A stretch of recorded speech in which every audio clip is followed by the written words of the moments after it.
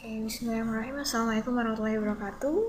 Di sesi ini kita akan bahas tentang penyakit jantung bawaan. Ya, jadi atau biasa kita sebut dengan PJB, gitu ya, penyakit jantung bawaan. Jadi intinya adalah konsep awalnya kalau ngomongin tentang penyakit jantung bawaan, pertama dia pasti adalah anak-anak yang baru lahir. Jadi kebanyakan adalah anak-anak baru lahir, atau saya tulis di sini dia bahasa soalnya adalah anak-anak, gitu ya. Nah, anak-anak ini dia itu biasanya satu ya, karena jantung bawaan, jadi pasti ada murmur. Jadi di soal teman-teman akan ketemu anak yang punya murmur. Tapi hati-hati, ini tidak boleh ada demam. Jadi tidak ada demam. Kalau demam berarti anak-anaknya tidak PJB gitu kan ya, tapi ada infeksi. Nah, untuk PJB sendiri ini tidak demam, gitu ya.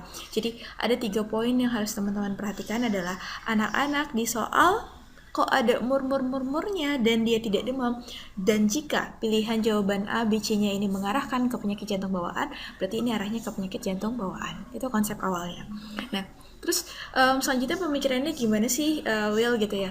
Jadi kalau misalnya penyakit jantung bawaan, pertama yang perlu teman-teman perhatikan adalah apakah di soal dikatakan cyanosis atau asianosis. Apa sih maksudnya? Kalau cyanosis ini dia biru, atau dia A itu tidak, artinya berarti tidak biru, gitu ya. Jadi tidak biru. Jadi si anaknya itu tidak biru. Jadi apakah dia biru atau tidak biru? Jadi itu adalah poin pertamanya.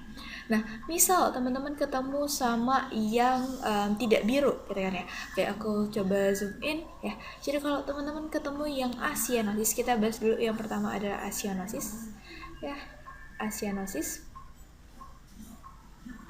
Yang pertama adalah asianosis. Maka teman-teman pikirkan, oh dia bayi, ada murmurnya, nggak demam, dan dia tidak ada biru-biru. Misalnya badannya nggak biru-biru, tangannya, ekstremitas, dan segala macam tidak biru.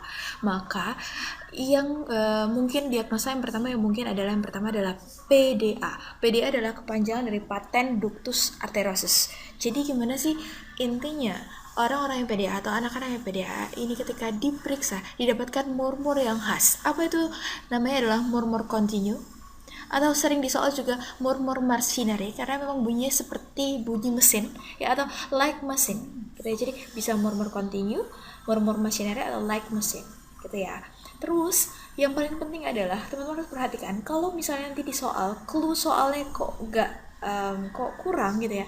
Ingat, PDA adalah penyakit jantung bawaan yang paling sering terjadi pada anak-anak yang prematur, dan yang kedua adalah rubella congenital. Jadi hampir kebanyakan anak-anak yang prematur dan rubella congenital, jadi kalau ada masalah di jantungnya atau punya masalah penyakit jantung bawaan, itu diagnosanya adalah pasti PDA.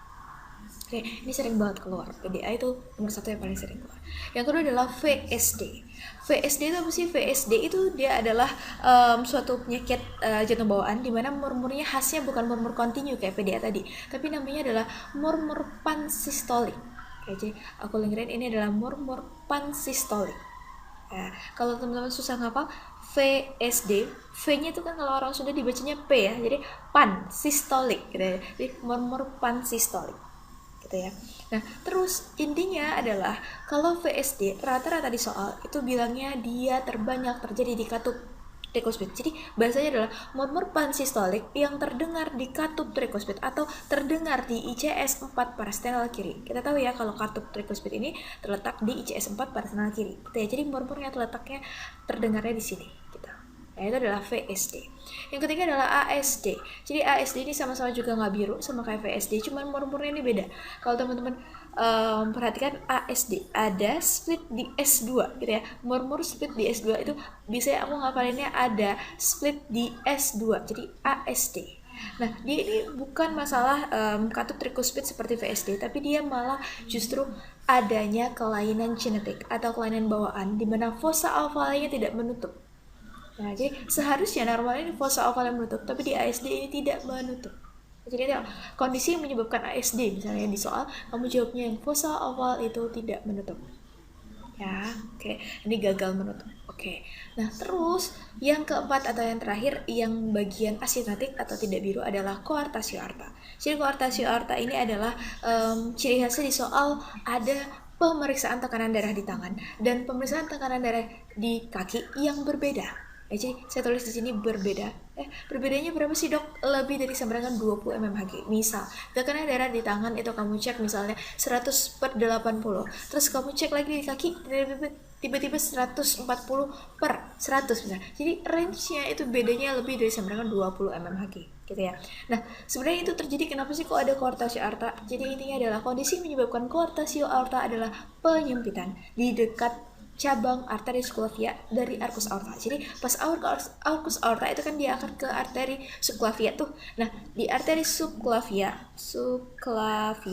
Nah, ini dia ada penyempitan. Makanya tekan darah tangan sama kiri ini berbeda. Oke. Nah, itu adalah yang asianotik. Jadi yang asianotik ada siapa aja?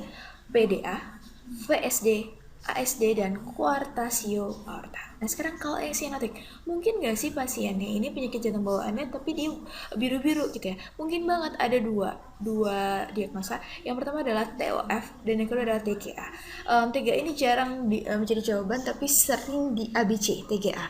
Jadi paling sering kalau sianotik itu adalah TOF. Kenapa? Karena TGA ini rata-rata prevalensinya banyak yang lebih meninggal gitu ya. Jadi kalau orang kena TGA ini rata-rata meninggal, cuman ada juga yang masih bertahan gitu ya.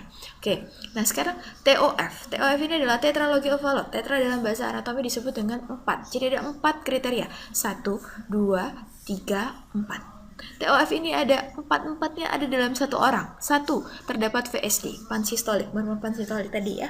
RVH ini adalah right ventricle hypertrophy atau adanya hipertrofi, pembengkakan di ventricle kanan. Ada pembengkakan di ventricle kanan. Terus ada stenosis pulmonal ya. Kita dengar adanya murmur sistolik, bener ya? Murmur sistolik dia menyebabkan stenosis pulmonal. Ya, oke. Terus dia ada overriding aorta. Jadi ada 4 VSD, RVH, stenosis pulmonal dan overriding aorta. Nah, keywordnya kalau di soal aku tulis di sini keywordnya adalah satu biasanya didapatkan clubbing finger. Ya, jari-jarinya. Terus yang kedua adalah squatting atau TED spell atau juga cyanotic spell biasanya ya.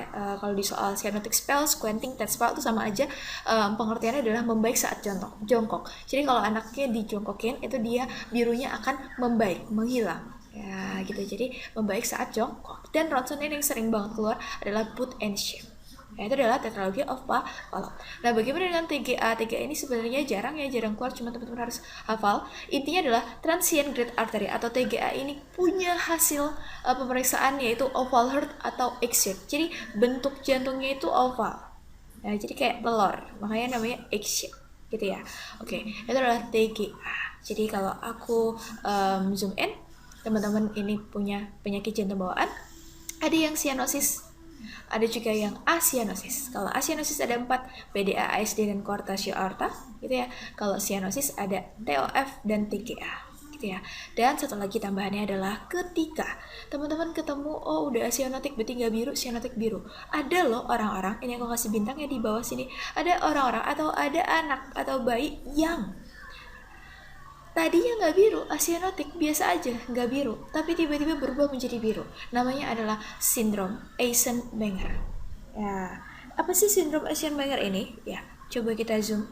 Ya, jadi sindrom Eisenmenger ini aku kasih bintang di sini ya. Ini istimewa ya. Jadi jika ada ASD atau VSD, kan ASD sama VSD asianotik tidak biru tadi ya, tidak biru. Nah, aku tulis sini tidak biru. Nah, itu berubah menjadi cyanotic atau jadi biru. Jadi kalau ada anak yang tadinya kok didiagnosa ASD atau VSD, asianotik tidak biru, berubah menjadi cyanotic jadi biru, disebut dengan sindrom Eisenmenger. Ya, oke. Jadi ada berapa diagnosa, Dok? Oke. 1 PDA, 2 VSD, 3 ASD, 4 koartasio aorta, 5 sindrom Eisenmenger, 6 TOF, dan 7 TGA. Jadi ada 7 diagnosa untuk penyakit jantung bawaan. Ya, jadi itulah yang bisa saya sampaikan untuk penyakit jantung bawaan. Kurang lebihnya mohon maaf, semoga bermanfaat. Wassalamualaikum warahmatullahi wabarakatuh.